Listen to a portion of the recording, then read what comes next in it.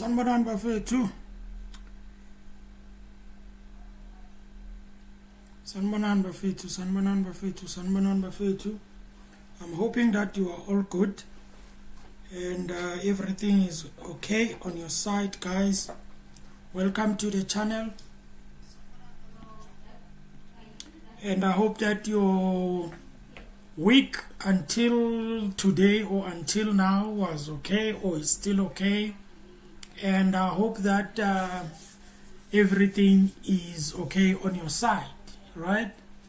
So in this live, we are going to be reacting to a parliamentary committee which is called Portfolio Committee on Communication and Digital Technologies. Okay, so what is happening here, guys, is the fact that we all know that the communication portfolio, or the department, right? They've got this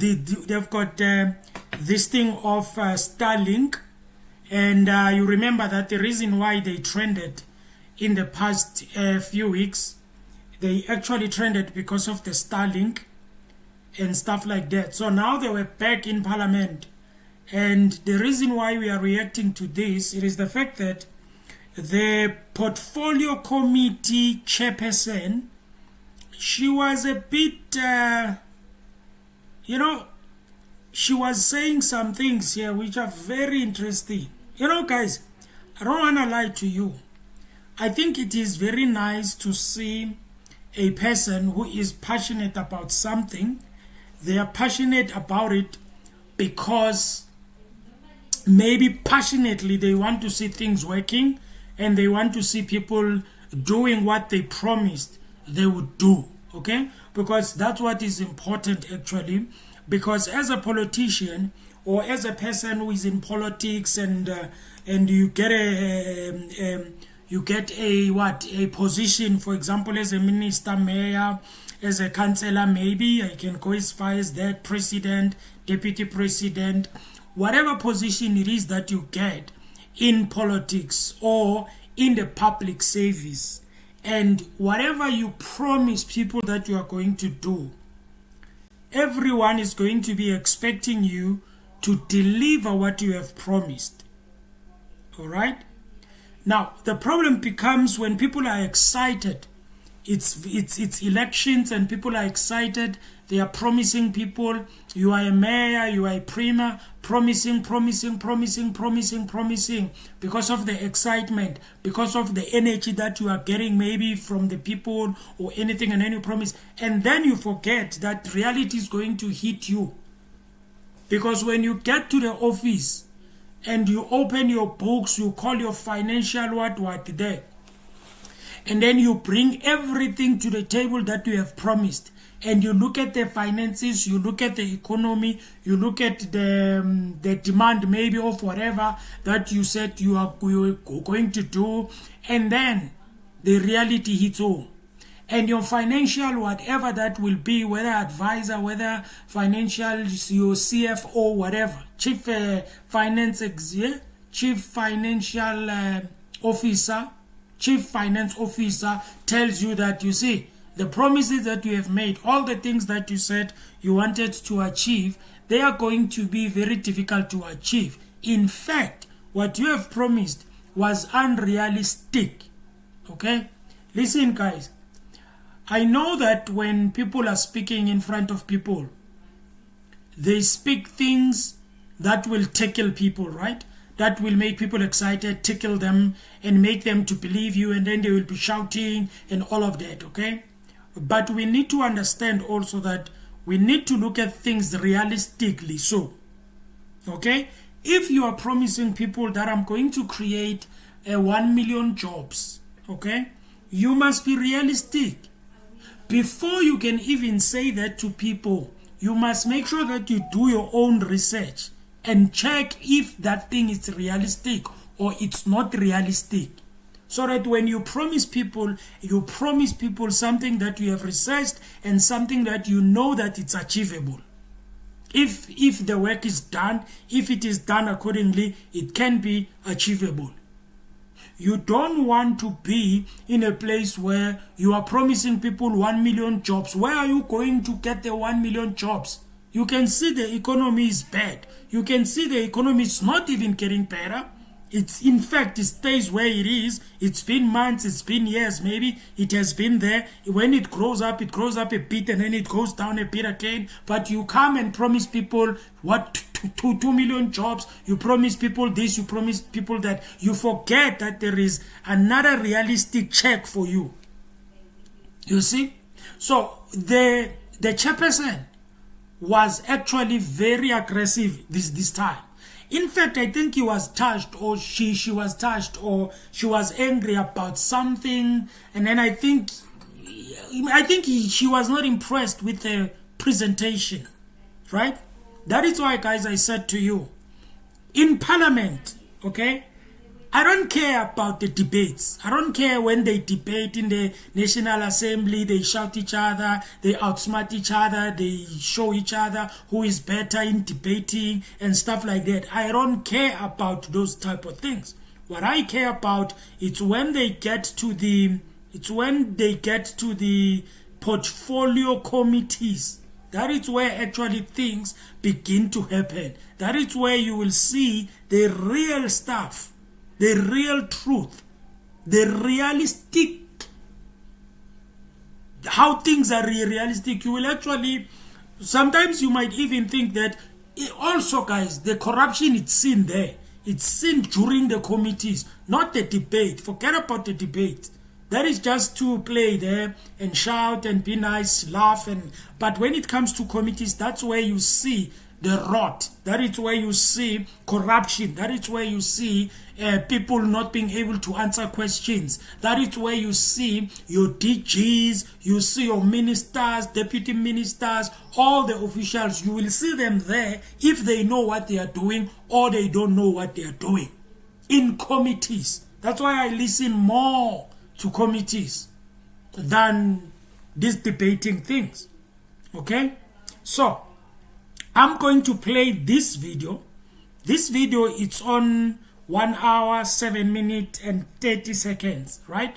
I'm going to start there. Now, where I am starting, it is after the presentation. I think this guy here is just saying the last things and everything. And then the chairperson will come in, and then you will see when it starts there, because all the members of parliament, they will be giving their response to the presentation. And I want you to listen very careful, guys. Okay? This was very interesting for me because it was showing us, guys, that even though there are parties that we don't like in parliament, but there are people in those parties who want to see the change. Okay? Who really want to see the change. That is why even with the committees, that's why when it comes to the committees, the chairperson of the committee must be somebody who knows what they are doing. All right? It must be somebody who can read documents, somebody who can understand that portfolio. If you are a chairperson of a committee, maybe of communication, you must understand communication. Okay? You must understand, and if you are a chairperson of the electricity and energy, a chairperson who is in charge there must know what they are doing. They must know about electricity. Not everything, but at least the basics. You must be able to know when the minister is responding or they are doing their presentation. You must have an understanding. Not this thing of people, they present and then you don't understand everything. And then you are going to understand when questions are asked and then they start to explain. All this time, it becomes a problem, guys. That is why, for me, committees, they must have people who are capable of running those committees, because that is where things are found. That is where corruption is found. Okay? That is very important, guys. All right? Now, please, guys, do me a favor and please like the video. If you get into the channel, or if you get into the live, please like the video. All right? Just do that favor for me. I'm not asking for more things. I'm just asking you to like the video. Okay? Now, let's get into it, guys. This is going to be interesting. And you can comment also, guys, there in the comment section. I don't know I will try and see your comments over here. I don't know if the comments are opened or whatever because I'm streaming from anyway. Ladies and gentlemen, I introduce to you the Committee of Communications and Digital Technologies. Very interesting. After the presentation, right? Let's get to it. Hope you're ready. While you are getting ready, if you're not ready, you can just like the video. All right? Let's get to it, ladies and gentlemen. We didn't have in fact the resource left, and then we didn't have person was driving this IT strategy until we get, by the time we're doing changes, we had received the interim CIO, and when she comes in, she assessed the program in terms of achievability, and then hence it was impossible when she was analyzing. That is some of the changes. In terms of Program 3 in particular, in terms of the legislation, I think with the engagement of the ministry, that is where those changes were made based on the advice in terms of the approach, in terms of those areas that has been made, and hence we also added the issue of the review as well, in addition to the removal of the ECA. And in terms of the Program 4, the main issues was that even when we were planning because of the short time, if you remember the medium-term development plan when it was developed, we had a very minimal time to really think through the process, and as well as the smart targets in terms of developing that. That also made us also to rush in other targets. Hence, we felt that we have to get them right and smart in terms of measurability and practicality. That also goes with Program 6. On the changes that were Program 5 in particular, that we also avoided when we're engaging with the entities. We avoided a situation where we are duplicating efforts. Otherwise, we're going to have contradiction in terms of the findings of the reports that we're going to do. That is what I can mention for now, Chairperson. Thank you. Again, so there were no budget cuts that happened between budget 1.0 to budget 3.0 that necessitated you changing anything? No. In terms of budget, we had requested in particular clarity. I think the CFO will assist in terms of the SA Connect, because we are planning not only for the department but for the portfolio. That also limited us in terms of the response that we got from the National Treasury.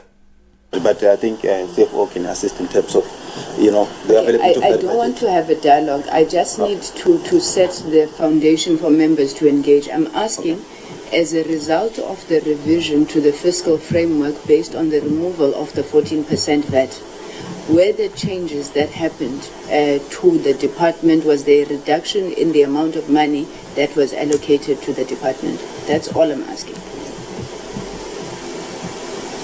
So there were no changes? Okay, thank you very much. Honorable members, can I then put the strat plan, the annual performance plan, and the budget before you for clarity seeking, for discussion, for probing? The department is saying to us that this is what they want to do over the next 5 years, and the amount of money that they have been given to do it. The necessary implication that we should draw from the strat plan is that if they do everything that they are saying they're going to do, this indeed is going to go a long way towards resolving the challenges in the sector, responding to issues of inclusive growth, job creation, lowering the cost of living, and creating a capable and ethical developmental state. So you are asked then to make your comments or approve this as the visionary and ambitious program of government in the ICT sector. I'm going to take 2 hands at a time. We'll get responses. We've got just over an hour and a half to engage. We'll take 2 hands, get responses, move on. I see that in terms of my numbers, we've got 6 members, so we should have 3 rounds of questions. I would like us obviously to be as detailed as possible on this. We don't have much time before the date that has been put for the consideration of this budget vote. May I see hands? Or can I assume everybody is going? So I'll start in the front. Honorable Matafan and Honorable Chauke.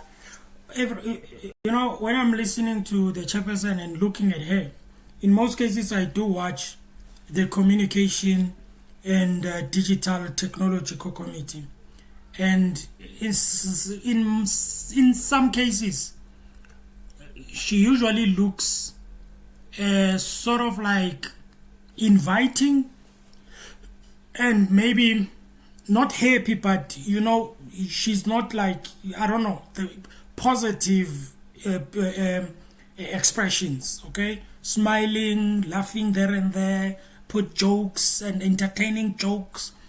But today, when I'm looking at her, even when she's speaking now, after the guy spoke, I don't think she is happy. I don't think she's happy. I think she's very, very irritated and disturbed, you know. And perhaps it's because of the presentation. It's because of what they have been presented with for a budget. You remember, guys, that when they do this budget thing, they need to support it. Not need, but they have to decide whether to support it or not. And unfortunately, when they do this budget thing, it's about time. In other words, they have to pass them before a certain period of time, you know. And now, if you don't agree with the budget, you know, then in other words, I don't know what to do say. Obviously, when it is voted in the National Assembly. That is when then maybe because of the votes, then it passes. Even though there are things that you don't like, but at the end of the day, it has to pass. And if it doesn't pass, remember, it has to go back again, and that's a lot of time wasted. Now, think about the Department of Higher Education. If then it does not pass, their budget doesn't pass, I don't know now if it has passed, but if it doesn't pass, and then they will have to go back. And then if they go back, then it becomes a problem to the students, because there are students who need to receive some funds and stuff like that. So that is why I'm saying sometimes these chairpersons, guys, they are in the corner, you know, even though they don't agree with certain things, but because of time, because of they are looking at the portfolio they're dealing with or the department they are dealing with, it's very important, it's very crucial, because it's going to affect certain people, okay, in the society. So they have to make sure that they pass it, just like the budget, you know, the finance minister budget. That one, well, it's understandable, because obviously they can go back and talk again, and then they can reverse, and then blah, blah, blah, blah, blah, okay? But when it comes to these ones, it's very important, because these ones, they're supposed to go to the people.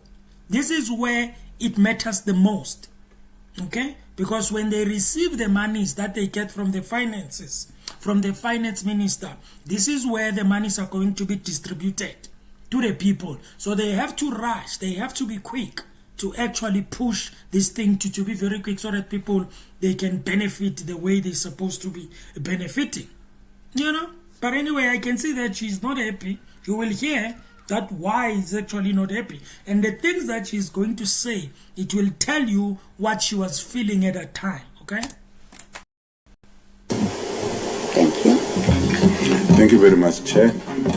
Good morning, Minister and DM, DG and the team, honorable members. Chair, mine are very few, and I think they revolve around the policy positions that we are taking. Maybe let me appreciate the presentations and all that spoke in presenting the information to us. Chair, you'd remember that a lot has been said around the overall legislative framework review. Now, it is being presented that the ACA amendment bill is being withdrawn, and I note the explanation that is given. But my worry, Chair, is that there are serious areas like competition matters, as it's reflected on slide 18, that we would have appreciated to see them being reflected in the new amendment bill. And in another slide, they do highlight them as a risk, particularly the monopoly of the industry.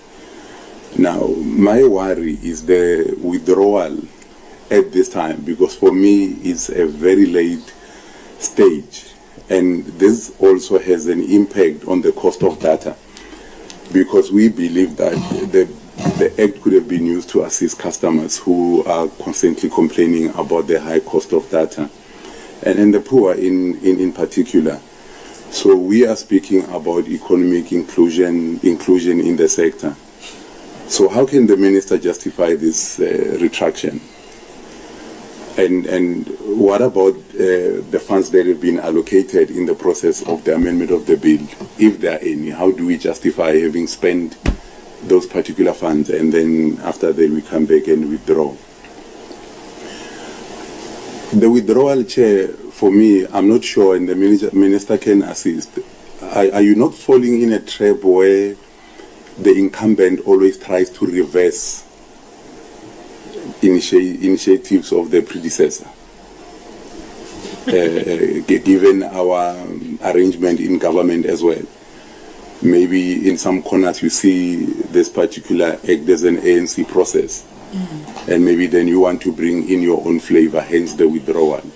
Because for me, I'm really concerned, because the amendment bill for us had promised us a great deal, especially for elevating our consumers from the challenges they are facing. And maybe you can just share with us, how do we anticipate our consumers and the industry itself to be assisted through policy instruments in the absence of the amendment? Because without the overhauling of the bill, then you only have policy instruments to deal with the issues that maybe I would have raised. Chair, the other point is just on the audio and audiovisual media services and online safety. Can we please get clarity on the presented outcome and the intention behind the framework as presented? The audio and audiovisual online safety. Yeah, the question is around the outcome that has been presented, and what would be the intentions behind the framework. So what are we seeking to achieve in that particular space? So the last point for me is on the combating of disinformation and fake news. We know that we are dealing with a lot of content, especially that is generated through artificial intelligence. And we believe that a white paper would have been critical in the current time that we find ourselves, especially of high resolution content streaming, hyper connectivity, and the like. So can we just find a view from the department, what is it that they are doing along those lines to ensure that online safety is guaranteed, either through policy or through legislation as it relates to audio and audiovisual online safety? My parting shot would be, we are concerned from our side as the ANC study group, Comrade DM through you, Chair, the reduction in some of the targets that had been said before. So where possible, we would request that the ministry and the department try to revert back to the original targets, because it is common knowledge that in our industry, targets are always moving, but they never move backwards. They always move forward. So if we look at reducing the targets that we have placed in the previous strategic plans, are we not actually widening the gap between what we seek to achieve and where the country is actually in the sector? Thank you very much, Chair, for the opportunity. That is my side of the story. Thank you. Thank you. So on the point of like the minister who comes in, remember that he's from the DA, right? And the minister that was then his predecessor was from the ANC, you know. Now, when he says that, are you trying when you cancel or when you withdraw or when you sort of like remove what was there, maybe because it was put or it was done by the ANC, and then you want to remove that and then you put your own thing in there, you know? Now, I don't want to lie to you guys. That point is actually very important, because You see, that is why, guys, as South Africans and in these departments, you know, we will not move forward, right? Because every minister that will come in, they will want to remove things, even things that work, because maybe they don't like that party, maybe they want to prove a point to them that we can do better. Even if that thing is a good thing, even if that thing was working, even if that thing had a potential of working, okay? And then people, they remove it, but just because it was done by a certain party that they don't like, you know, it becomes a problem, because it makes you to start over again. It makes you to go back it makes you to go back like 7 steps backwards, and then you start afresh again.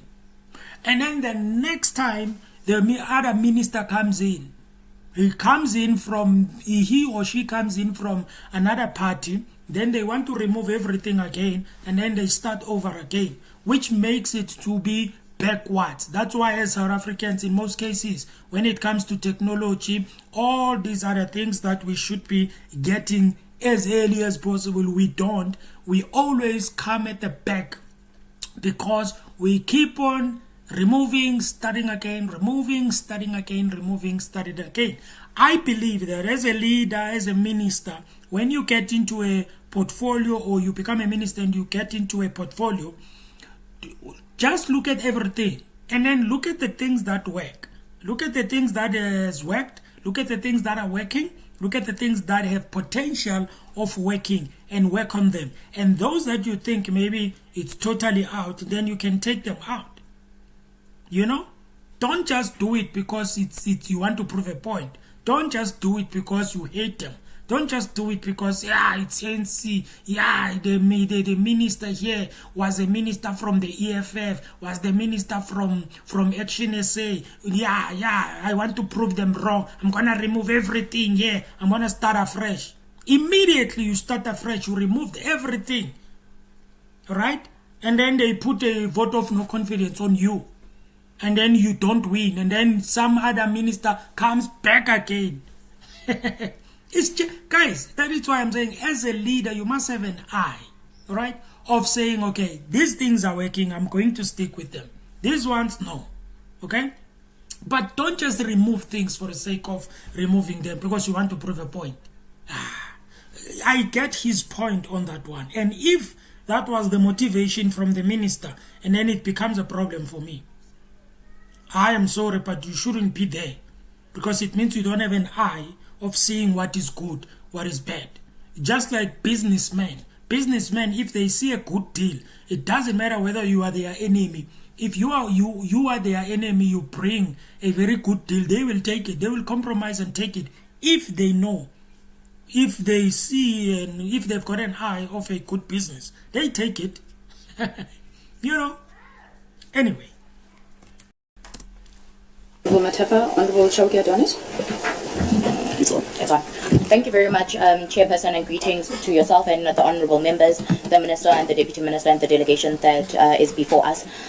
We do appreciate the presentation that has been put before us, but one also finds themselves quite concerned in terms of the shift from the original APP and strategic plan that we had received, also taking into consideration that they were not, as a department, affected by the what we call 3.0 budget, but yet we've got some changes that are being presented.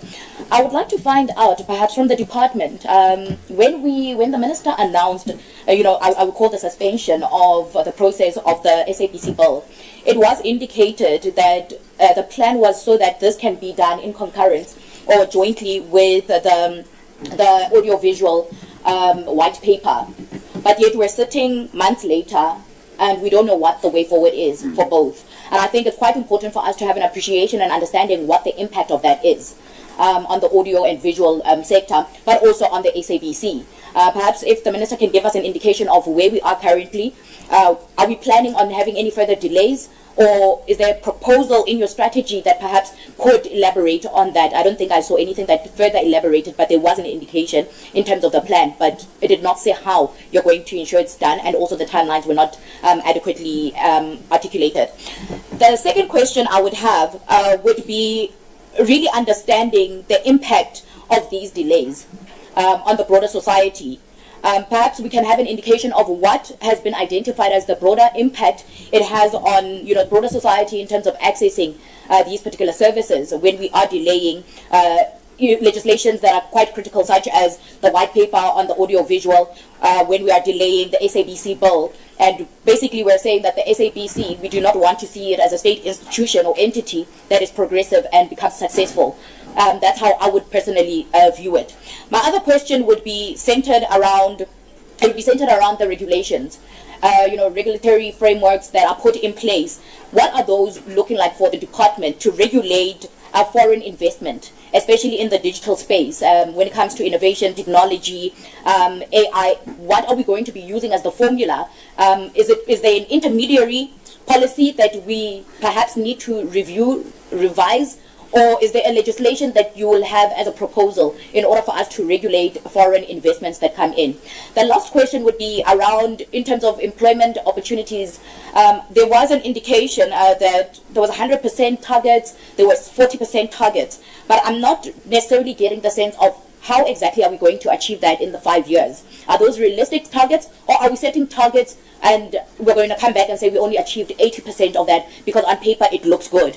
Also understanding that and appreciating that it was presented that there was some budget cuts. How are you going to be able to achieve these targets that have been set, especially those at 100%, when you're having financial constraints?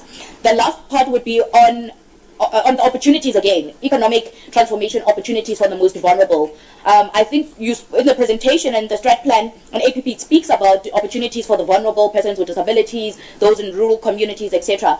But it does not give direct targets and timelines around that. And I'm very cautious or worried that it looks good for us to present that these particular marginalized groups are going to be taken into consideration and are part of our strategic overall plan. But we do not necessarily say what are the targeted programs that are going to be rolled out by the department or collaboratively by the department, the private sector, or other departments through this department, in order for us to ensure that there's adequate access to the services of economic opportunities, and also through the processes that you will be undertaking to involve stakeholder engagement. I think that would be my last one for now, Chair. Thank you very much. Thank you very much. Let me take two more. Honorable Andisha, followed by Honorable Subrati.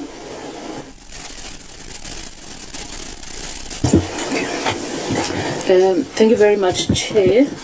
And greetings to the Minister and Deputy Minister and colleagues. Chair, I don't know what it will take for us to declare South Africa a failed system.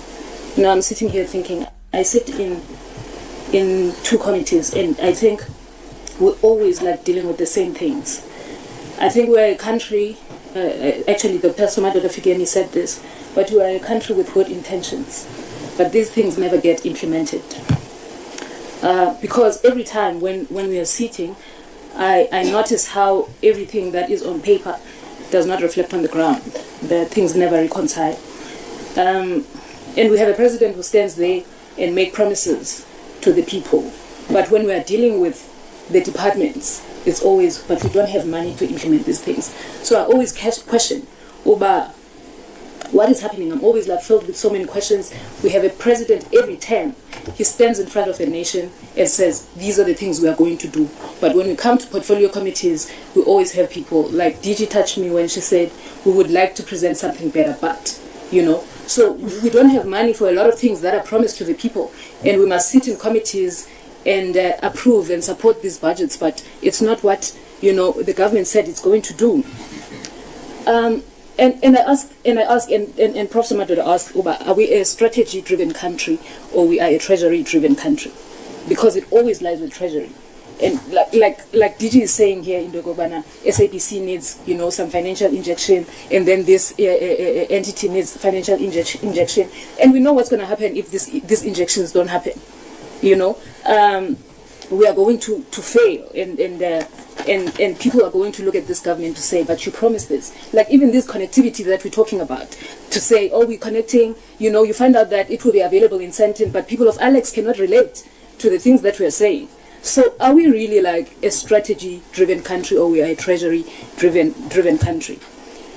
So my question also then, Chair, I'm wondering, I probably just have two questions because I don't even know what to question with what we were faced with. I just want to know if there is a plan to dismantle white monopoly capital in the ICT sector. I think we can agree that there's a need to transfer ownership and control of the digital infrastructure to black-owned SMMEs. And maybe I think my colleague, Honorable Adonisi, touched on this one, to ask, I see the claims of job creation, but I think it lacks like specifics in terms of like how will it be distributed to the marginalized communities, because we have young people in the rural areas, we've got young people in informal settlements, and we've got women and people living with disabilities. How are we going to ensure that these jobs are distributed to those people? And I cannot raise this one, DM, the rationalization of SOEs like BBI and Centec.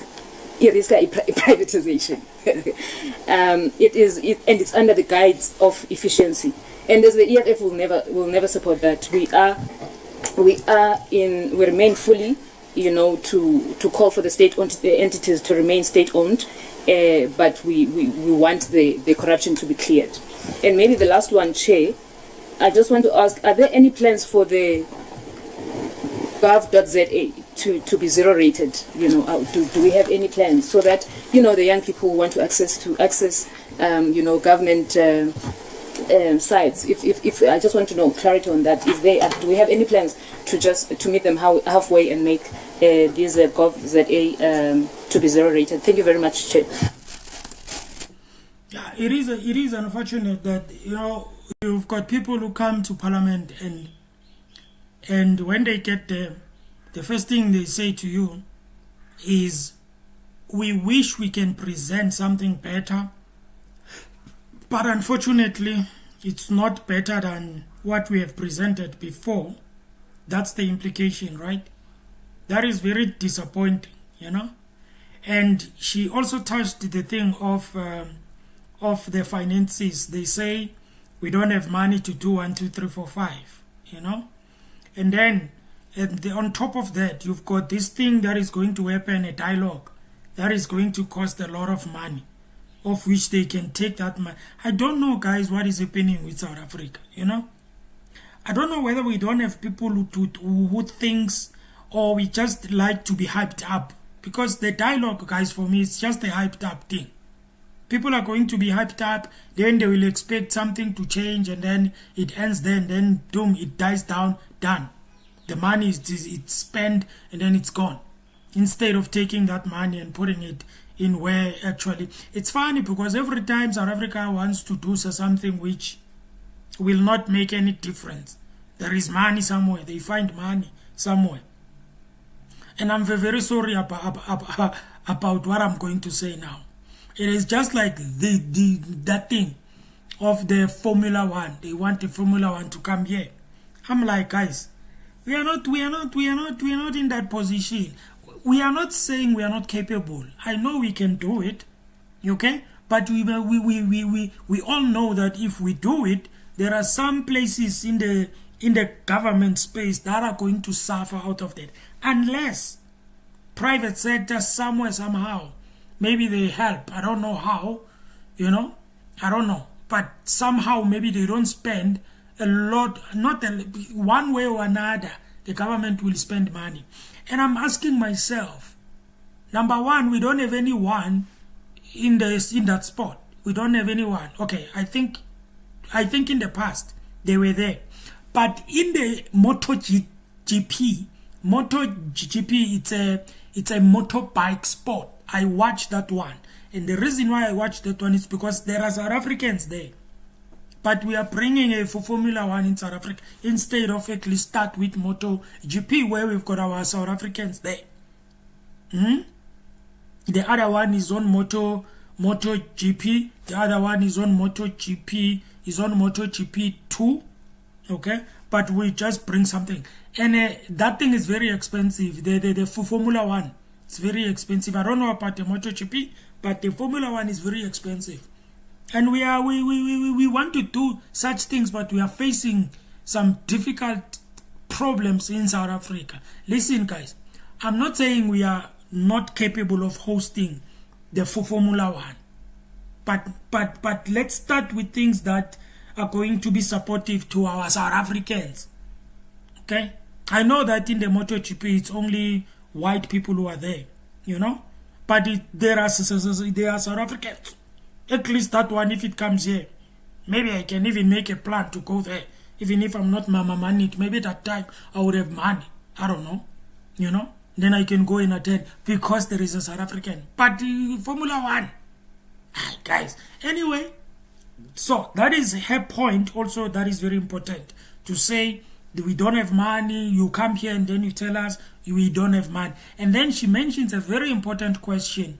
She asked a very important question, which is in my title, I believe, where it says, are we a failed system? Is South Africa operating under a failed system?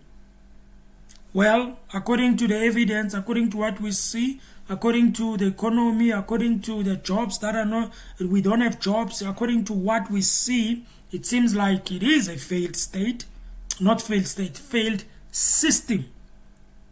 And unfortunately, it doesn't seem like it's going to change anytime soon. We're going to have to stomach it. Okay? But anyway, the questions are very, very, very important. You can tell that she's very disappointed with this. And I would also be disappointed. Especially if a person comes and says, we wish we can present to you something better. I would be like dropping my jaws. I'll be like, I'm out of here. I'm leaving. You know? Thank you. Honorable Suprati.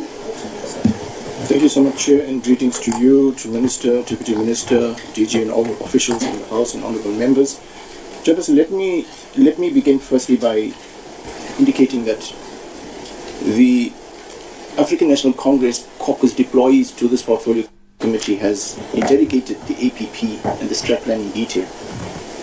And maybe before that, we hugely anticipated to interrogate the amendments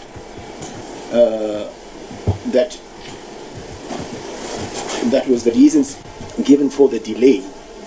And what we've gathered here this morning is that the financial impact, I cannot link it to the reason for the delays.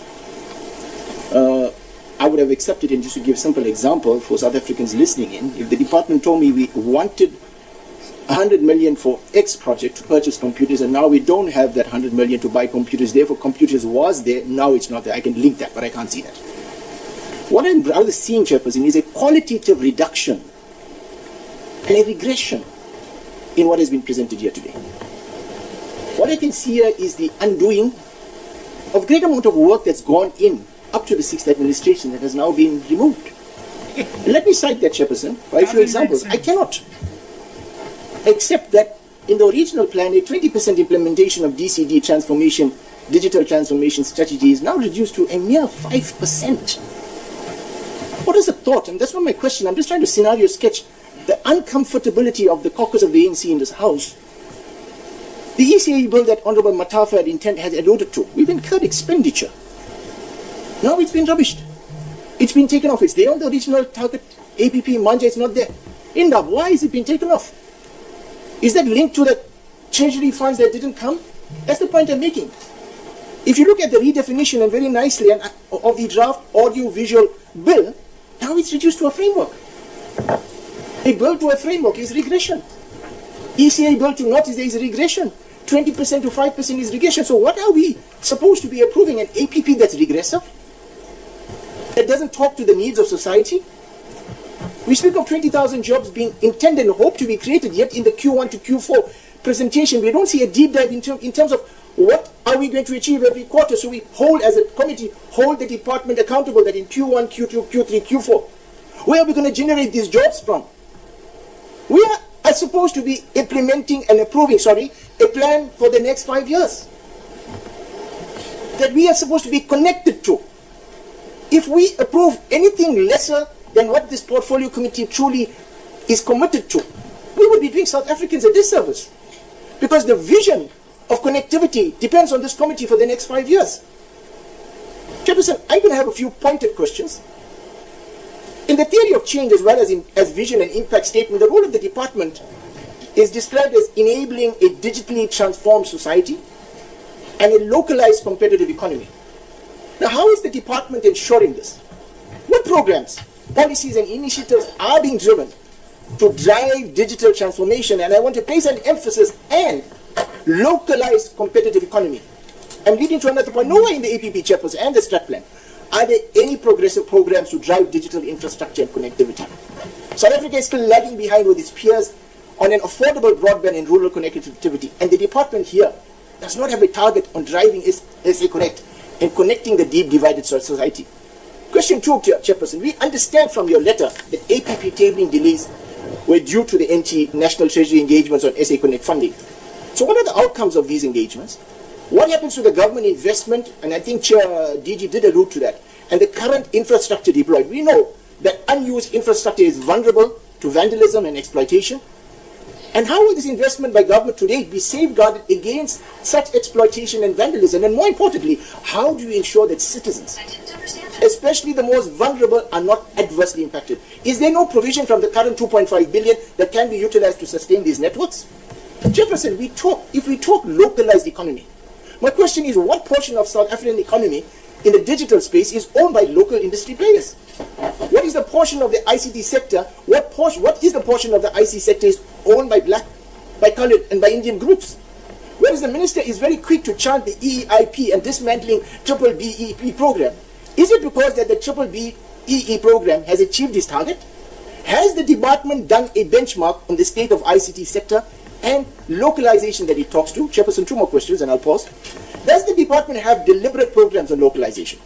What programs and policies are in the current APP advocating to support your vision and mission and theory of change, advocating and championing a competitive localized economy?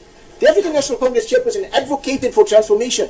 We supported BEE and even through our wireless open access network in order to ensure level playing field and room for triple BEE group to participate and own critical infrastructure in our country. Finally, Chairperson, instead, we are being pushed here to support an APP that advances for application for equivalent investment programs. The facts are, the equity program is a mandate of DTIC. The DTIC has never raised concerns about unfair, unfavorable, and biasness in the ICT sector. The DTIC, if it had a problem, would have commissioned an inquiry and called for public engagement. Is this an area that the minister has mandate on? Prioritizing the EEIP over and above localization and advancing your mandate is not giving confidence of leadership. Unfortunately, Chairperson, intentional to lead the sector. Chairperson, I have a few more questions. If time allows, I'll come back later, but I'll pause here. Thank you so much, Chairperson. Thank you very much, Honourable Subrathi. I'm going to take the last 2 members. Sorry, the members are going quite fast, so I think we can go with the time. Honourable Vilakazi, and then followed by Honourable Bojani.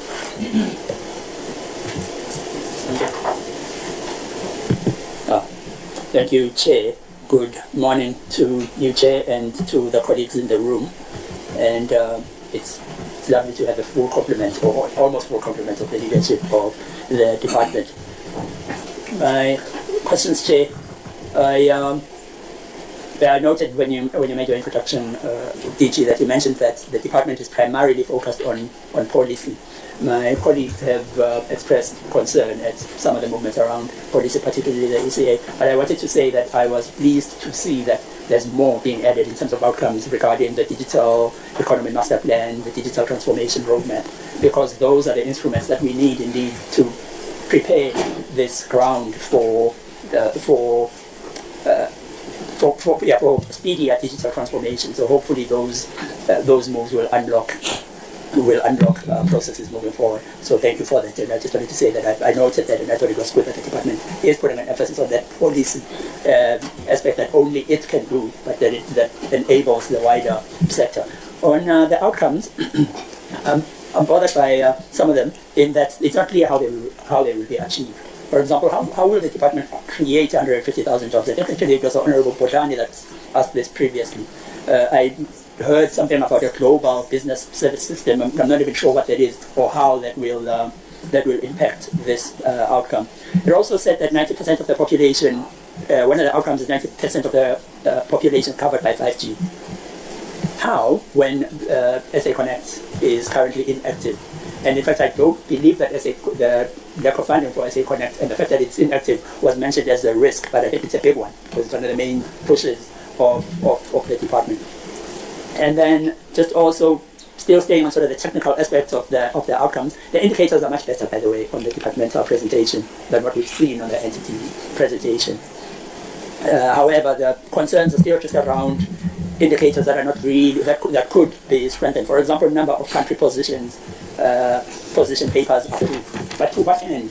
A paper, a report is not normally an end in itself. And I think in the cases that we see here, those reports aren't an end in themselves. They are meant to achieve something else. So I would suggest to the department that we improve those outcomes to reflect the actual end goal, not what is an activity towards that main goal. And then also, and there's a lot in terms of departmental outcomes to do with monitoring. Again, the department doesn't exist to just monitor. Monitoring can be just looking, oh, okay, it's here, oh, okay, it's over there. But to what end is that monitoring? And I would say that the outcome ought to be then the end, the number of entities that are implementing the policy, or the extent to which a policy has been implemented by entities, or whatever it is, as opposed to just we are monitoring the policy. The department says the sunsetting of 2G and 3G is dependent on the MNOs, but I'd love to see a goal of the department itself. I believe the department has a role to play here. It is not just a taker of whatever the MNOs say. The department itself is in fact a driver here. What is the target of the department in regard to this phenomenon that has dragged on and does not seem to have an end in sight?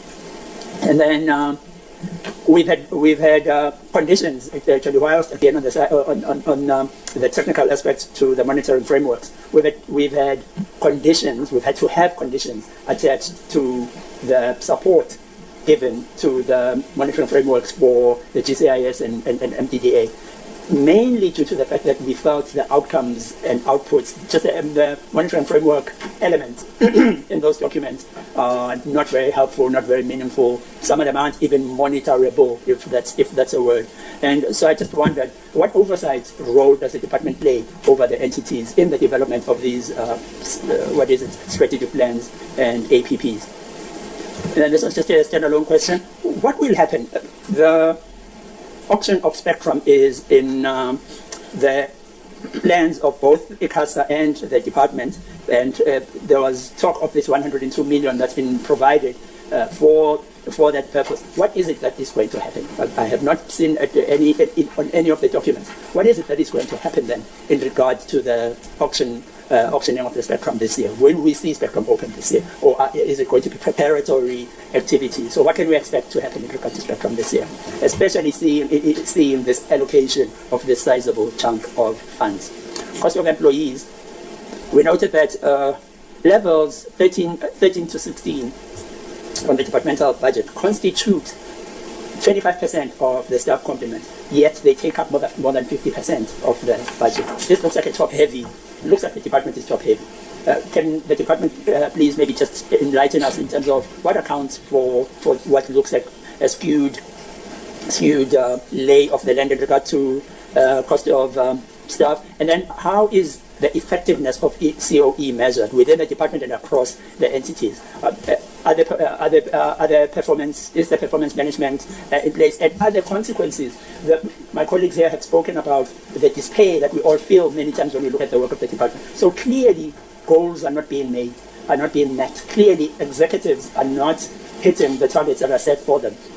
And if they take up more than 50% of the budget towards human resources of the department, what consequences are there for failure to achieve? What the chair wanted to know whether there were any impacts on the budget of the changes to the fiscal framework. In relation to that, I'd like to know whether any changes to the budget, even the allocation within line items in the budget as a result of the changes to the outcomes, because some new outcomes have been added. Have those been supported by commensurate moves, alignment or realignments within the budget? The Honourable Declaired expressive concern around rationalization of entities. in our minds as a Democratic Alliance, we see it as different from privatization of entities, but we just see it as consolidating them, perhaps having fewer entities. And such as in merging PPI and Centec. One other way that assists is in lowering budget. You have fewer boards, you just have less replication of issues. Is the department considering that, particularly in light of the high constraints, financial constraints that the DG mentioned? Is the department considering expediting, because we know that there's already talk about it, but expediting the consolidation of entities? And also just again on SA Connect, what's happening with the staff that are allocated to SA Connect now that it currently seemingly is at a standstill awaiting these funds? And then finally on the risks, excuse me, access and affordability of internet was mentioned as one of the risks. The MNOs have came to us and have pointed out that load shedding, vandalism are two of their top risks. All of them mentioned those as risks. And they did say that actually these risks that they face impact their ability to lower the price of connectivity. How is the department helping in this regard?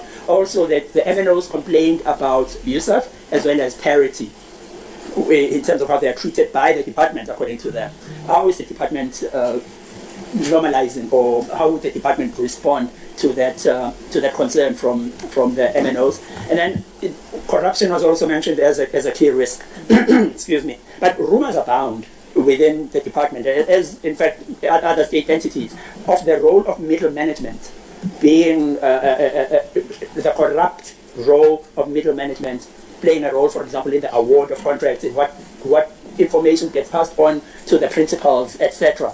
And I know that, for example, the Minister of Infrastructure Development recently instituted a lifestyle audit within his department, coming out of similar issues. Is the department considering lifestyle audits? And I know they've also been done at CETA. How about the department itself? And then finally, DG, you mentioned SAPC and the SAPC Centec debacle, but those organizations are literally at death's door. They are facing an existential crisis that could see one or the other of them close, literally shut down in the next month or two. What is the department's plan around resolving the issues pertaining to these two? Thank you.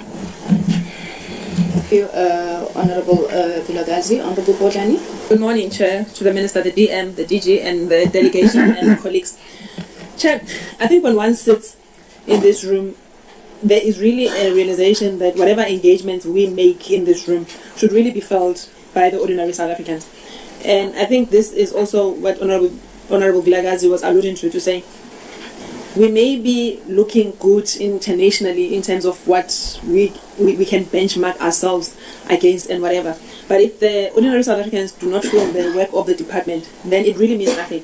So I think that the need for us to translate the conversation that we are having here to be felt by South Africans is the biggest thing. And that's how we are going to really get out of being called a developing state and really catch up, because that's really what it feels like.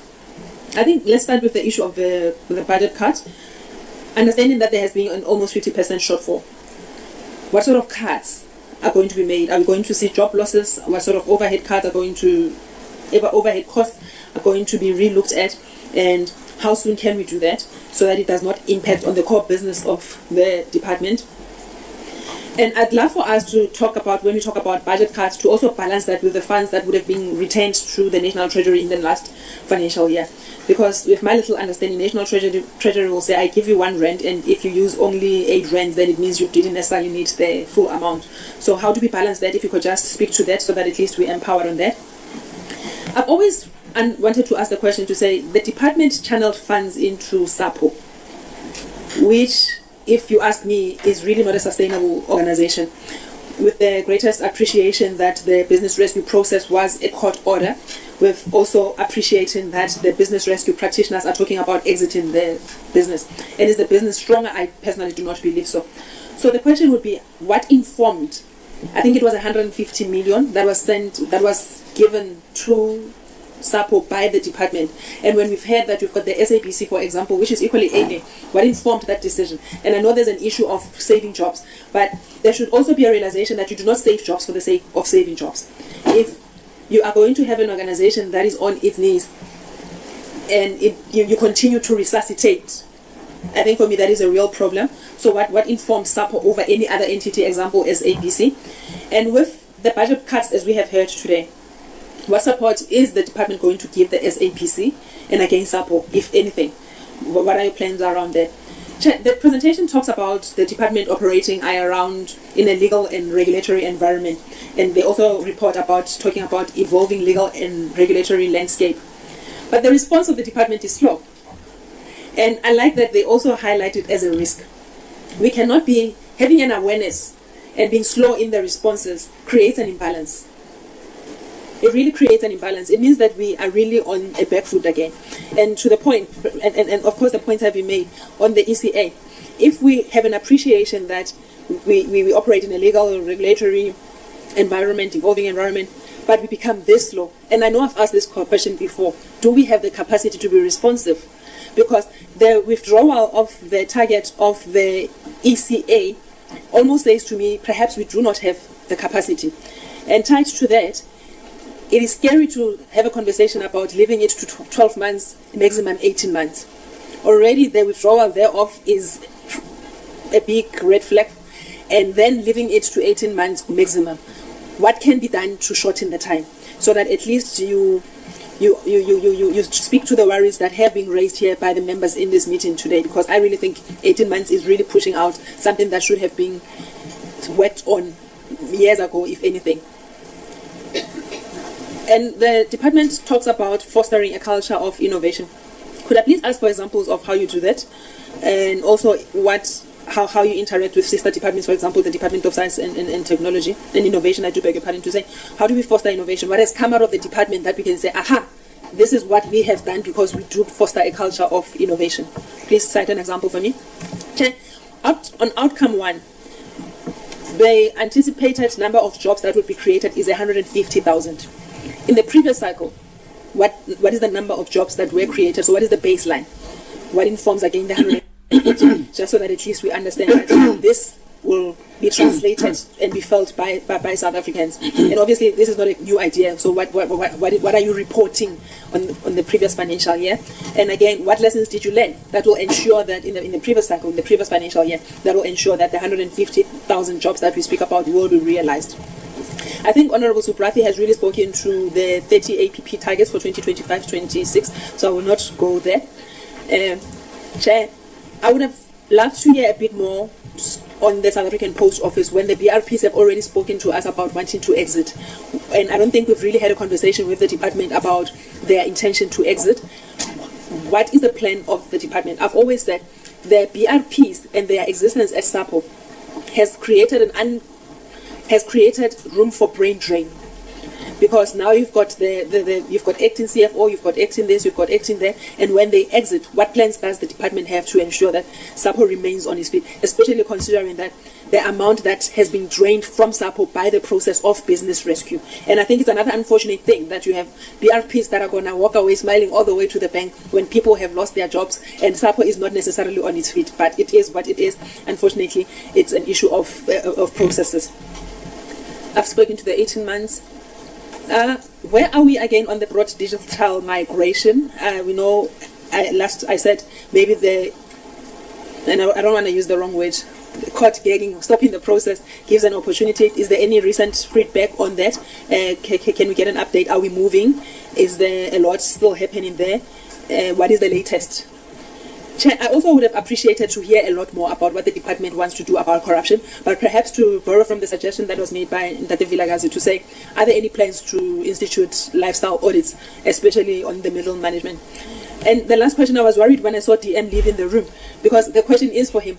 I saw him nodding when Honorable Talisha was talking about the rationalization of BBI and Centec and how that will now provide room for privatization. What was he nodding about? Because he was nodding when the point was made about the rationalization being about, because that's not how we understand it. What did we miss? Because the understanding was that to sanitize the BBI and the Centec. Why are you nodding when they talk about privatization? So, what was he nodding about?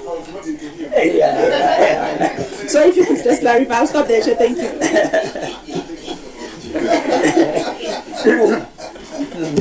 Thank you very much, Honorable Bogani. Thank you, members, all of you for your input. Let's also thank the Ministry and the Department for the work that has gone into these documents.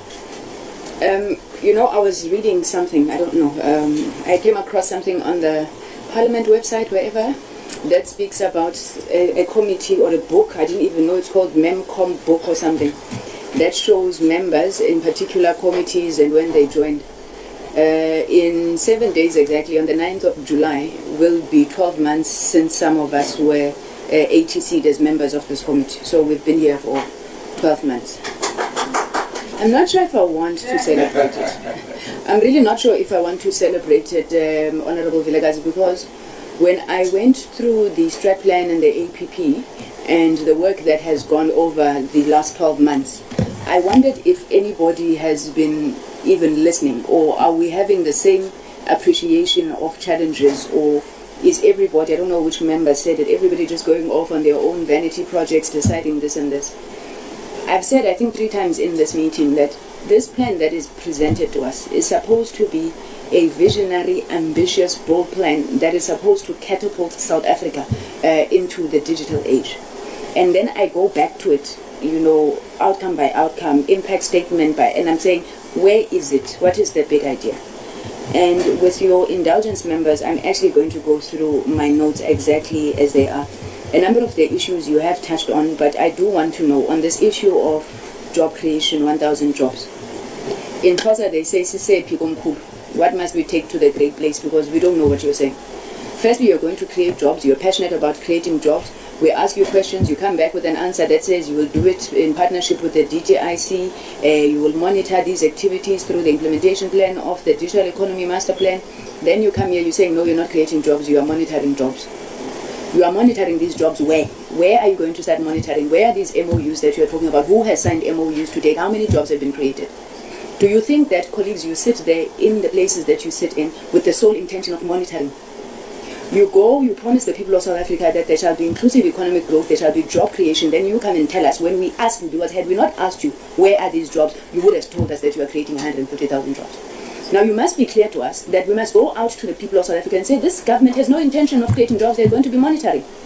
Because if that is your role, as this department, which the DM always says is a critical enabler of economic growth, and you can't even tell us where you are creating jobs, so who's going to be creating the jobs? Similarly, you take the digital transformation roadmap. You were going to implement 100% of the targets. We asked you, what are the targets? How are you going to implementing it? Now you're coming back and you're monitoring. So who's going to implement the digital transformation roadmap? Because when you speak about it, you speak about the fact that you're going to focus on zero rating the gov.za website. You are the Department of Communications and Digital Technologies, and you locate yourselves within the broader 5-year strategy of government of digital transformation that when Indonesia is a zero rating website. Who is going to implement the digital public infrastructure? I'm sure you already have an answer, because Nina, you monitor. That's what you do, you monitor. Who's going to do the digital payment systems? I heard one day the DG saying, no, the financial services, we must speak to the banks. Why do we need you then, colleagues? What do? You are monitored. So we must monitor your monitoring. Fine. The second thing I want to know, if you look at the top 5 challenges, I believe, and maybe let me agree that I'm subjective, that I believe the sector is confronting. It's legislative, policy and regulatory reform. I went through your strat plan, your APP with hope. We sit here day after day, week after week, month after month, talking the same thing. Policy, regulatory and legislative reform. You remove any little movement that was being made through the ECA. You remove anything called the Audio and Audiovisual Services Bill. Now you're talking about a framework. And then cherry on top, you're giving us a symposium. And we must sit here and we must clap for you. That the industry, which is decades behind, must now be so happy that in this financial year you are promising us a symposium and a framework to discuss.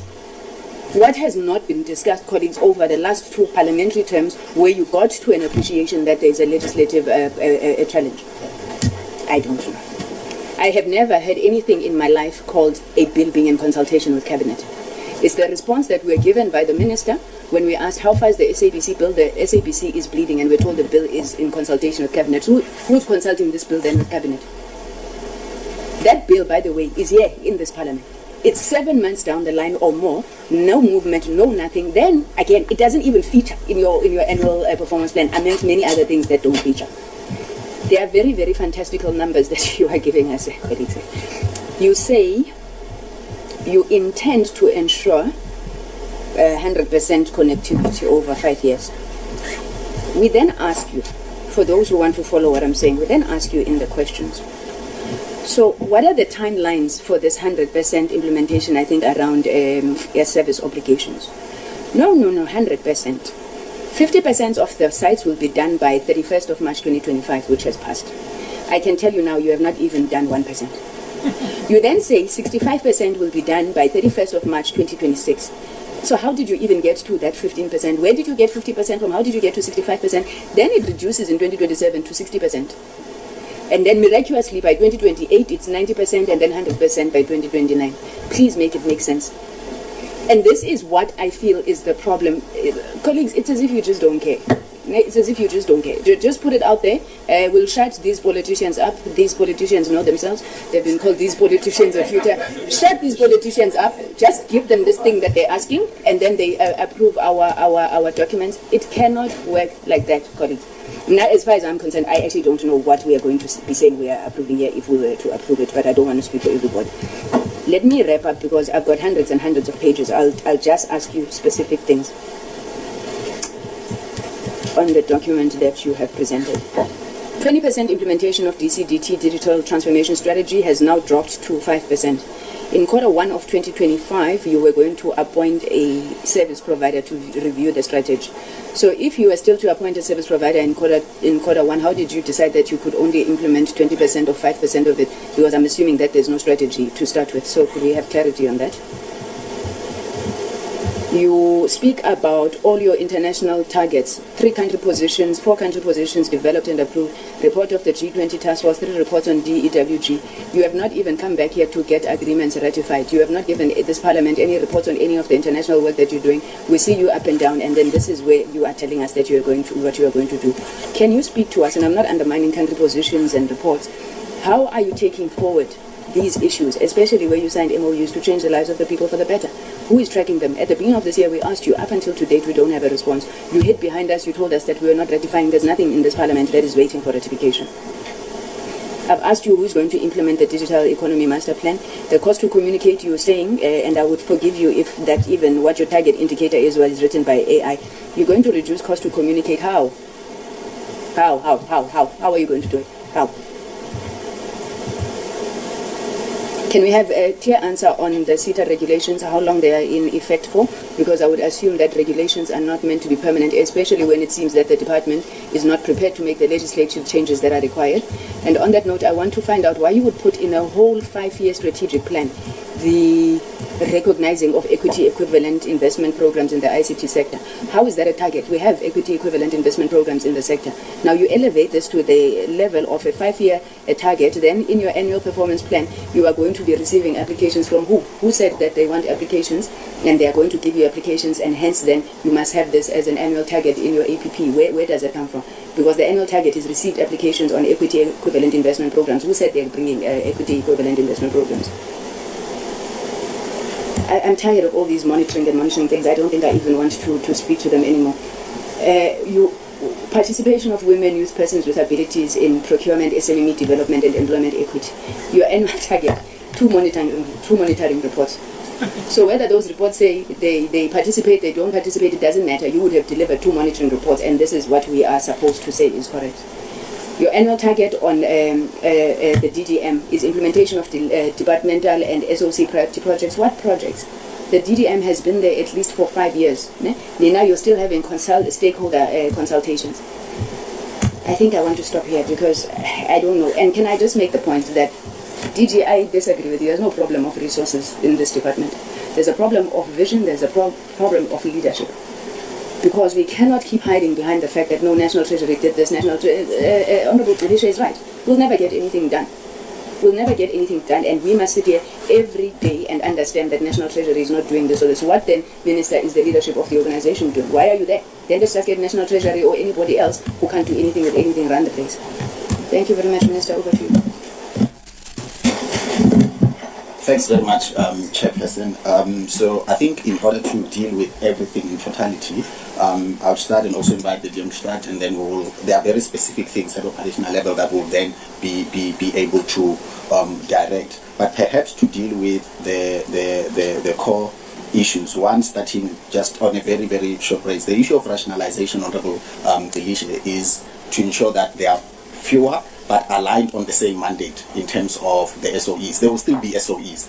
They are not being replaced by a private entity or what. So the merger between BBI and Centec, it's still going to be one entity, which is a state-owned entity. So it's not some coded effort to make privatization or not. It's about having leaner, aligned mandates of SOEs and making sure that the resources allocated to them. I think one member mentioned the issue around duplications of leadership and that they are placed within the same frame. So what Honorable Bodlan was referring to about the DM knocking was our conversation that rationalization is not privatization, but it's basically consolidation of the state-owned enterprises. But then to go on the key issues, Chair, which if we are being honest, we take a lot of what the portfolio committee members raise, particularly on succinct, measurable outcomes. And it informed also the approach in the revision of some of these targets. And I know at the beginning the Chair asked, in particular, from a funding perspective, what is the direct link to some of this? And there were also additional reasons, which I thought DDG Libagu dealt with, that we're also dealing with what Honorable Subrathi spoken to in terms of the process leading to the adoption of the MDTP, the revised role of each and every direct department in terms of what is directly responsible from ourselves in terms of doing. And the team will be able to elaborate in terms of, do you exist to monitor jobs or not? That isn't the case. In terms of the monitoring, because the Chair asked where would the jobs come from, it is the jobs in the sector, right, that are created in the sector through the partners that we have in the sector, because the department directly on its own through its programs doesn't, let me be very careful about this so that I'm not understood. The responsibility of the job creation spills over from the enablers that the department then puts in place, and then what the entities do, and what the rest of the sector does. What I will admit though is that there is a weakness in, as two honourable members indicated, is the measurability of what our role in that becomes in doing that, and that is the positive takeaway that I will take in terms of what we then should be doing.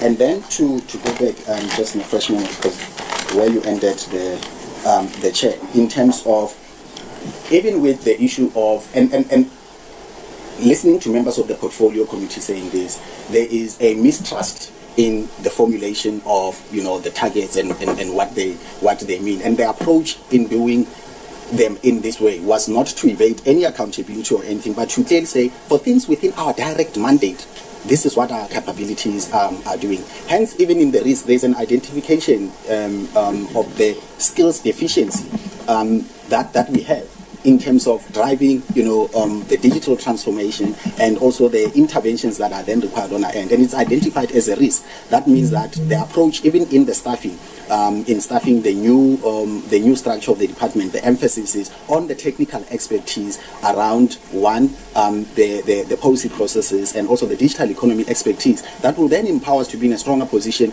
to do some of the intellectual work that is required in also informing the regulatory outcomes. And you ask, Honorable Chair, about who actually executes the digital transformation roadmap, right? Because we keep making reference to it and all of that. There is the establishment of the digital services, is it digital services unit? Yeah, digital services unit that is placed in the presidency as part of the Operation Vulindlela efforts in the state. That is being established to be the overseer and executor of the digital transformation roadmap, consolidating all the efforts across, the department, and our role is to be supportive of that enabling work. There is a broader debate to be had about its placement. That is, that is something that we are living with. And not be disruptive to that. And I can tell you, Chair, that there's been very difficult and uncomfortable conversation had, even in terms of would it make far more better sense if its placement was in the department or otherwise. That is not to distract from the work that is there. But in terms of the direct question around the linkage in terms of the execution, it is with the digital services regulations. And I'll go through them generally in terms of the questions, and also to give the team the opportunity to respond. In terms of what you also said, Chair, in terms of, for instance, the 50% when it comes to the social obligations, which was the reference in there. You are absolutely right in terms of the 50% that should have been done by March, which was caused in large by the standoff that existed at a technical level between our department and the Department of Basic Education, which meant that from ICASA's perspective, that enforcement didn't happen. And I think it is also the subject of discussion in the joint committee meeting that is coming up on Friday in terms of why we are there. And I think, therefore, your observation about the mere fact that if by March 2025 you had not reached 50%, therefore you are unlikely to get to 60%. That will take the point of the correction there. And then just two things which I think are at a policy level from what you said are critical is, and other members also said in terms of the CETA regulation. We said that they are not indefinite, that there will need to be an annual assessment of its impact to inform their status, and that commitment is still there. On the SABC bill, Chair, as I've said in engagements with the committee, the last engagement we had was with Cabinet on the SABC bill, and ultimately I'm not beholden to this, the lack of movement on it. The ultimate guidance that we get from Cabinet on it will inform the next action, so that we move swiftly to deal with the issues that are standing in the way and are impacting the SABC. I think there's general consensus about what is the best instrument to put the SABC in the strongest possible position, and it also affects the issue of the Cabinet of the public mandate. Several members of the committee have spoken to the issue of the target removed on the ECA and also on the audiovisual, white paper policy. And that's why at the beginning, the DG mentioned that in terms of page 18, the reference to the framework is, that's where the change is in terms of the wording. It is a white paper. It's not a framework. So there is no deviation from going and approaching or reversing anything, Honorable Mataba, that may have been done, previously. There isn't. And secondly, to speak to the issue of the target on the ECA. On several occasions, and even throughout this journey, the point has been underscored, right, about what others call a wholesale review, or I think Honorable Subrath, in one of your statements that I read, you said revitalization of, policy and regulatory element in the space. And it is some of the feedback that we have taken, some of which have been underscored in this portfolio, in saying rather than do a piecemeal approach in terms of, amendments to policy, to the ECA, do a holistic relook of, one, making sure that the policy is reflective, the policy environment is reflective of the evolved times that we are in. And this is where the proposal, the idea of also the policy colloquium comes into play in there as an inclusive process of that journey, because there is a recognition of that. And we say in the amendment in there that the two technical amendments that needs to be executed, one on the competition matters, the work is already underway, so that shouldn't be stopped, right? But then it's done as part of the whole revitalization review. I'm not too attached to what the exact language is, but it's about a wholesale approach. So, Honorable Mataba, there is no, clandestine approach to stop stuff that was in the way, but it's like rather in taking the sentiment, which has also been repeated in here, do a wholesale thing on which the committee will also play a part in. I think on the impact of the delays, the team will be able to highlight those, and it is part of the risks that we highlighted in there, but also the mitigations, so that we are not overexposed in terms of the risks. There was sentiment around economic opportunities for women, youth, and people with disabilities, and Chair, you also mentioned that there was a target that was put there, particularly on the procurement element, in terms of, for women, people with disabilities, that 40% of the procurement be targeted towards those. And Honorable, I keep calling it Honorable, DDG Libaku will elaborate on that. Maybe it's coming. Maybe it's coming indeed. And then I think the team will also respond with the issue of the reduction of target, particularly the 20% to the 5%. I'll ask the team to come in there.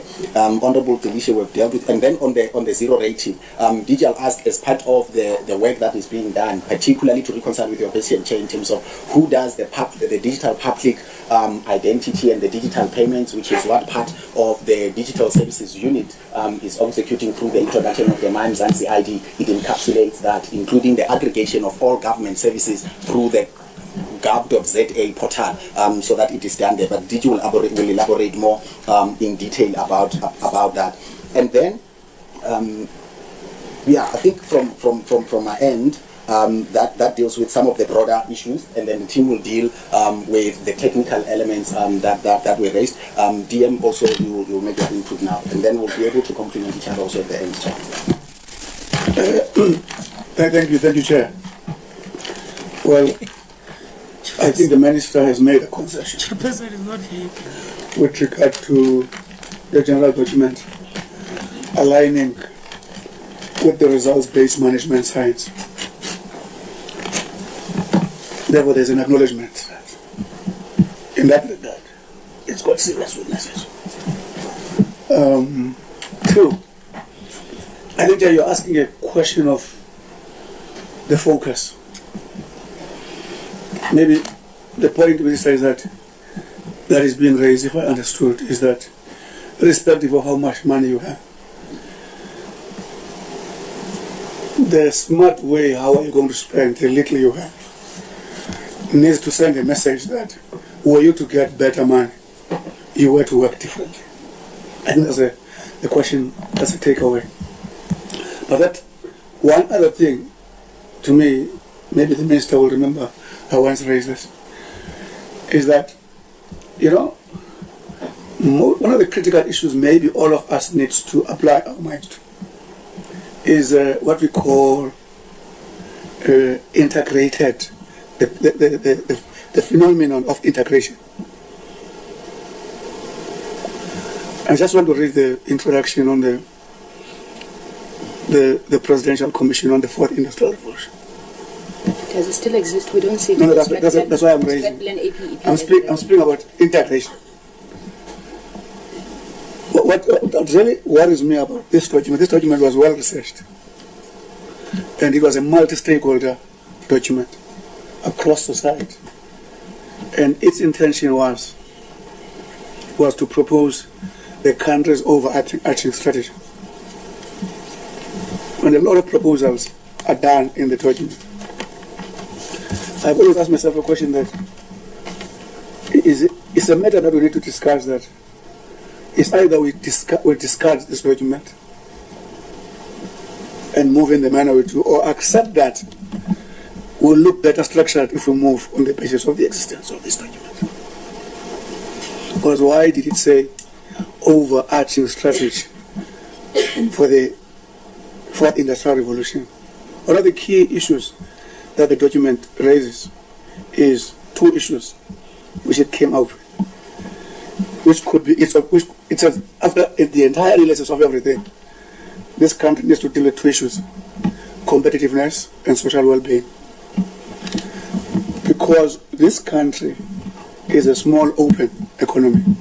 In other words, the main value to its GDP does not come from within, it comes from outside. So for a small, open economy, its most critical approach is how competitive you are. Because the major markets are not within your country, you have to build. If you go to America, for instance, it's one of the leading countries in terms of having self-supportive economy. Your intervention. Because if you go to different sectors, they will tell you, these are the digital skills we're looking to in the coming 4 years, in the coming 3 years, because they are formed by the evolution of competitiveness and so on. So I'm just saying, maybe that's some of the things we need to talk about. The keyword to me is integration. Because to come with that focus, you need to have what? There's always a risk of coming with new things. And I would argue that a lot of things that we keep on coming with, even the time I was a minister myself, I'm not blaming anyone. When you try to move away from this document, you go back to this document, 99% of the things you're doing, they've been answered in this document. Yours is to coin a strategy to implement these issues. So I align with the minister in terms of R&B, results management, RBM, results-based management approach. A lot of work needs to be done. Focus, a lot of work to be done. The minister has answered the issues of policy and the SABC bill, and I think all of us must be worried about where they are, those issues. Otherwise, the technical issues, I think DG and the team will actually deal with that. Thank you.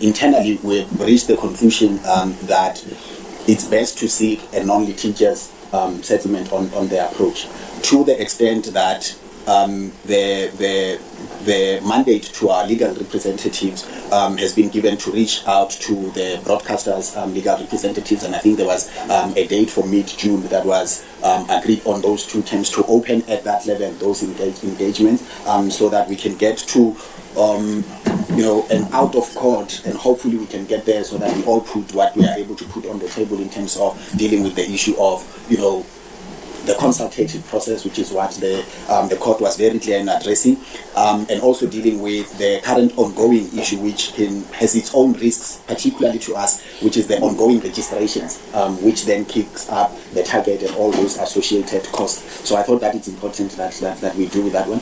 The team should also deal with the question particularly around the post-business rescue lifespan. They'll know that we had advertised for the board for the post office, and that process is underway. The other note was around lifestyle audits, which I think the team would add. Honorable Vilagazi had an observation around corruption in middle management and the inferences there, so the DG will also deal with that. I thought that was important to underscore in giving direction on the responses. Thanks, Chair. Thank you. DG. Maybe the little point. I'm sure DG We're will allowing you to speak because we haven't seen you in meetings in a while. Me? Please proceed. Both of you, please proceed. Shots fired. Well, the chairperson is on form. I just wanted to say, maybe DG, when she speaks on the capacity issue, she may also speak about her intervention on the EPMO, because it's also a critical intervention in dealing with these issues. Yeah, DG, we want you to speak, answer as much as you can, as clearly as you can, but I know that I'm getting messages from members that they want to follow up, so please do manage your time. Thank you. Thank you very much. And I was actually also going to ask, Chair, that maybe, I don't know if there's going to be the sufficient time for us to submit some of these responses in writing. I know, Chair, yes, but we will respond. Sorry, DG. I'm not undermining what you're saying. We are sitting with a problem where we're expected to approve this draft plan. And in our discussions with members, there are problems. If you are going to respond to the questions, please give them to us today, because we need to interrogate this and see if we can find one another without wasting any time. And I'm sorry for wasting any time. I was saying to Honorable Matafa, you're having to pull me from rejecting draft plan to convince me to move to amend it. So there is nothing in my head that is we are at acceptance. So I implore you to take it with the urgency and the resolve that I think it requires. Thank you very much, teacher. And thank you, Chair. Maybe that's what I was also going to have a discussion, because I was reading in the questions being asked by honourable members, and all of them there's a suggestion with regards to revision, Chair. So perhaps whilst we are going to submit as a department, we would also like to invite to say, can we also get suggested proposals in writing from the honourable members and the honourable House for us to also look at. And maybe then we can work in terms of timeframes to say we still submit our answers today. If we get those by Friday, we respond. I know it's Friday, and then we take it from there. But very quickly, on some of these, and I've got my colleagues here, it would be good to also hear, and they can weigh in on some of these. On the issues related to, on the lifestyle audit, I'm just going to quickly touch randomly. We actually one of the department that has volunteered on issues of lifestyle audit. Currently, we do the declarations, financial declarations for senior management, and then also for middle management, focusing specifically on the functional areas which are critical, finance being one of those. And then over and above that, whilst the public service has not yet commenced on a mandatory lifestyle. All right, ladies and gentlemen, listen. What the chairperson was saying there was very important, okay? Because according to her, it seems like, people, they came into the department and they used the same plan. Okay, not the same plan, but especially their targets the things that they should have achieved so far, okay, it seems like it's a bit short. It seems like it's sort of like there's nothing happening, you know, because he was even using their targets and say, you said you are going to reach 60%, but you haven't even reached 1%, you see. So I don't know, guys, and I don't want to sit here and behave as if like I know how the things of the government works, and I don't know, and if I have been in official in government, okay. I know that is tricky, and I know that is not easy, okay. It's not easy to be a minister, deputy minister, DG, even officials. It's not easy, okay.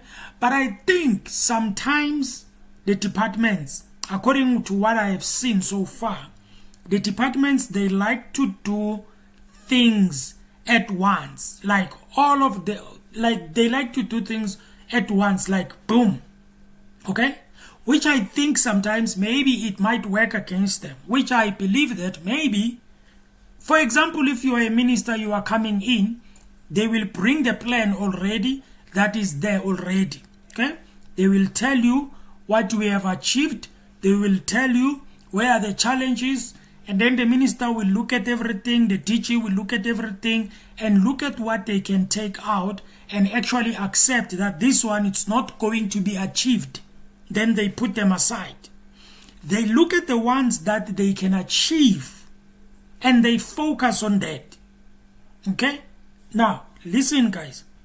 Let me just say this again. You've got a plan, because what they are presenting here, they were presenting the plan that was revised. That means they sat down, they looked at the plan, and then they took out certain things, and then they made some additions and everything like that, okay. And when you look at their title, not their title, what the parliament written there, you know, on their title and also the description, it says it says briefing by the Department of Communication and Digital Technologies on the revised plan 2025 to 2030. You see? So that means what they were presenting, which according to me, then it becomes a problem, because when the person, before the person entered into the presentation, he started by saying, well, unfortunately, we wish that we can present something new. But unfortunately, we will present sort of like the same thing. That means all the failures that the plan was experiencing, they're still going to experience them from 2025 to 2020 to 2030. That's the problem. You see? That is why I think the chairperson is frustrated. He's frustrated because it's like there is nothing that is going to happen. It's going to be the same thing for 2025 to 2030. You see, according to what they have presented. Right? Now, I am not here to advise anyone. It's not as easy as we think it is. If you are sitting outside, you can criticize, you can think and behave as if like you can do better. When you get there, you will find out that it's not as easy as you think. But according to me, I believe that maybe they need to prioritize. They need to focus on things that they can do. At least 1.5 years, they can achieve maybe, just maybe 30%. When they come and present, they can say, this is what we have achieved, 1, 2, 3, 4, 5. The reason why we haven't achieved 1, 2, 3, 4, 5, it is because of this 1, 2, 3, 4, 5. And the reason why this one and that one, it's not achieved again, it's because we've stopped it, because there was no way we were going to achieve that. Maybe because of the finances, maybe because of any other challenges, okay? But I believe that the departments, guys, maybe, just maybe, they must have another way of working, man. That is why the lady from the EFF said, we have a failed system. You know, I think there is something that needs to change in how the departments work. I don't know, but I have that feeling that it seems like they are using the same way as their predecessors and everything. Okay? And also you can see there where in the description it says, and 2025 to 2026 annual performance plan and budget. The committee, what they are sitting with here is they are sitting with a plan. They are sitting with a plan and with a presentation that they need to approve, even though they don't agree with it, even though they don't like it. They just need to sort of like into a project that you know in your heart that it's not going to happen. It's not going to be achieved this year. It's not going to be achieved in this financial year. And then you take money, you put it there. At the end of the day, it fails, and then the money comes back.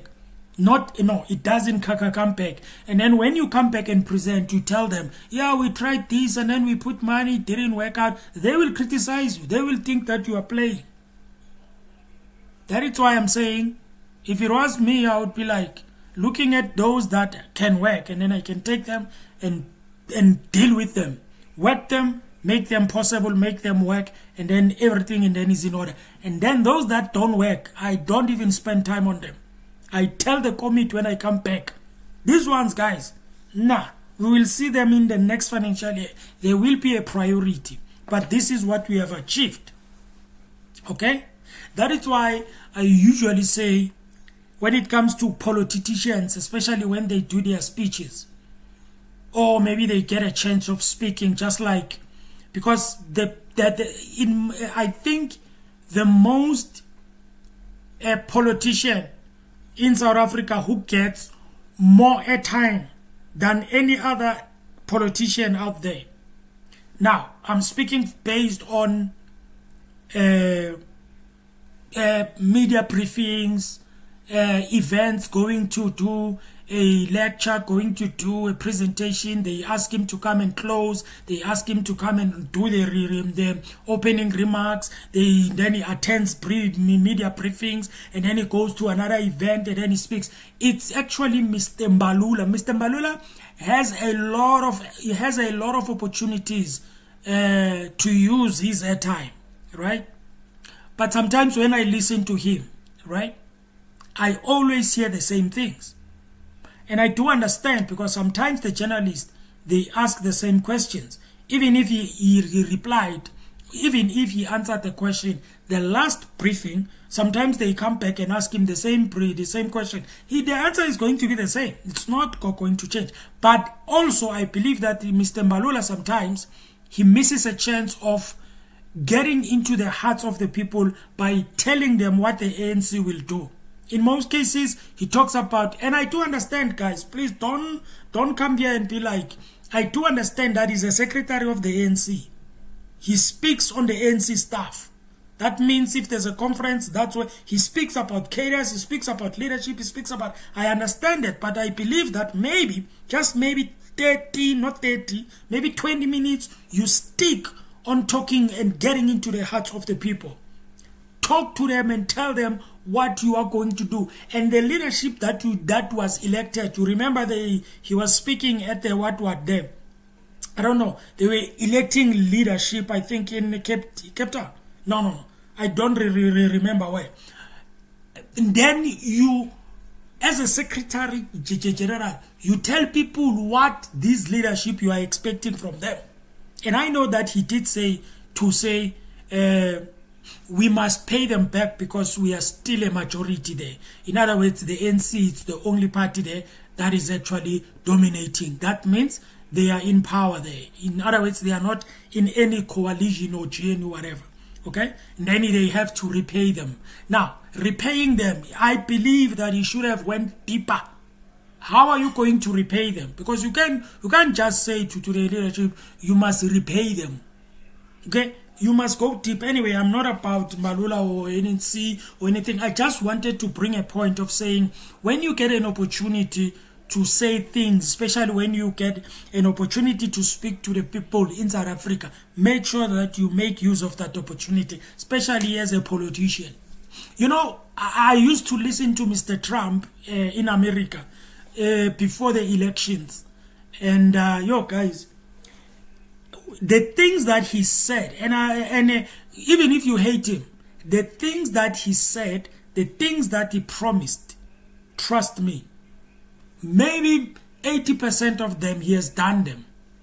He has started afresh, he has removed things, he has stopped things, he was signing and resigning and putting in and he was all over the place. Why? Because he's a man who has this mentality or attitude that says, anything I promise, I need to keep. I need to make sure that whatever I promise, I make sure that I fulfill. Even if it's one thing, even if it's two things, as long as in those 5 things, at least you keep the 2, you make them possible. I believe, guys, that you are a leader that actually deserves to be in that position. You know?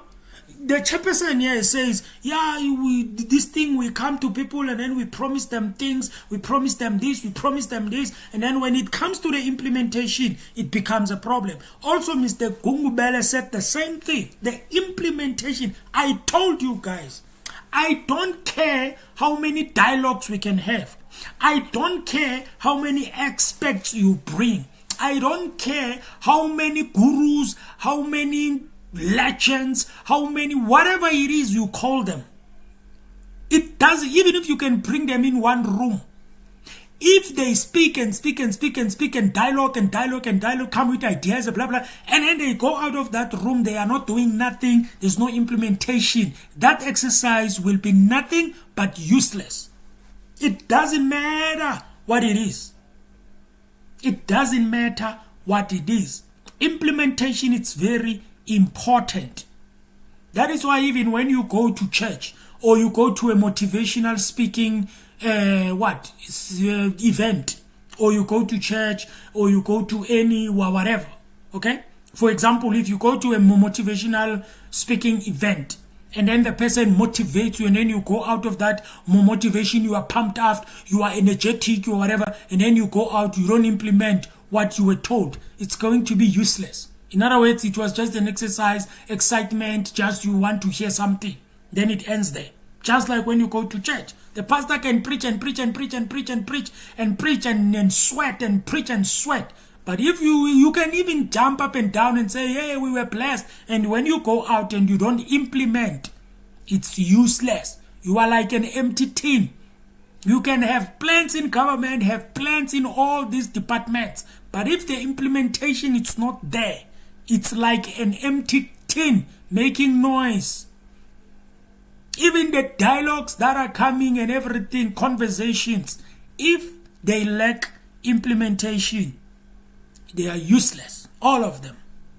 They may sound beautiful and nice, but if they are not implemented, it's just useless. Okay?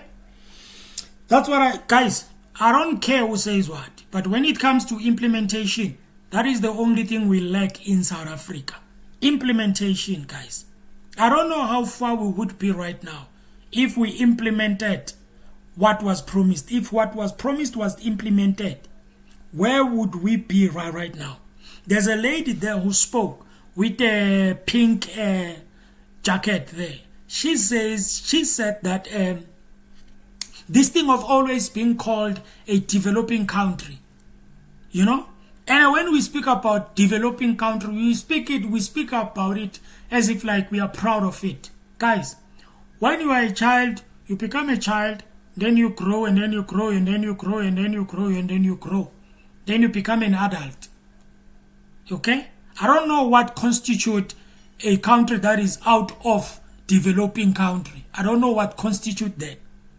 Okay? There must be a place where you have grown. You are an adult.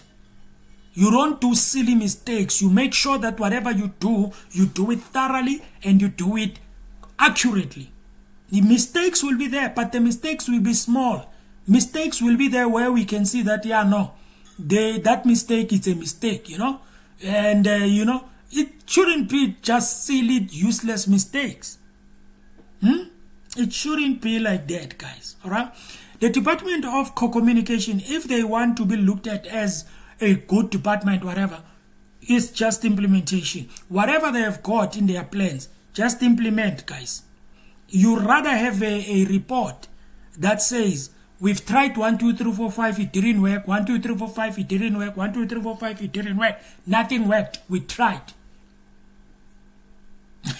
Than to come and defend something that is clear that it didn't work, and then you try to justify it by saying, yeah, you know, this one worked, you know, and we got some 2 people, you know, who joined and they did 1, 2, 3, you know, and then you want people to use that and say, yeah, no, you have worked. It doesn't work like that, guys. Okay, that is why I believe that the chairperson was very irritated with what she has heard, because I think it's the same song that she's been hearing, and I think it's getting old maybe for her, and she was angry. She was not even in the mood, you know.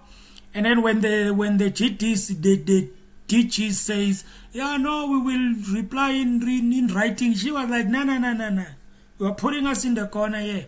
But I guess the DG was not meaning the way she was speaking it. Anyway, ladies and gentlemen, thank you for watching. Thank you for staying with me. If you stayed until the end, and if you're not, or you came in, you came out, and if you watch this video after the live, I welcome you also. Thank you so much for watching, and I hope that you liked the video so much, guys, and I appreciate you, ladies and gentlemen. And as I am closing, stay safe out there. Tomorrow is Friday. It's weekend, right? Weekend is starting. Stay safe, guys, okay? Stay safe, take care of yourself, and you take care of yourself. And guess what? I think we're done here. Thank you, guys. Sharp.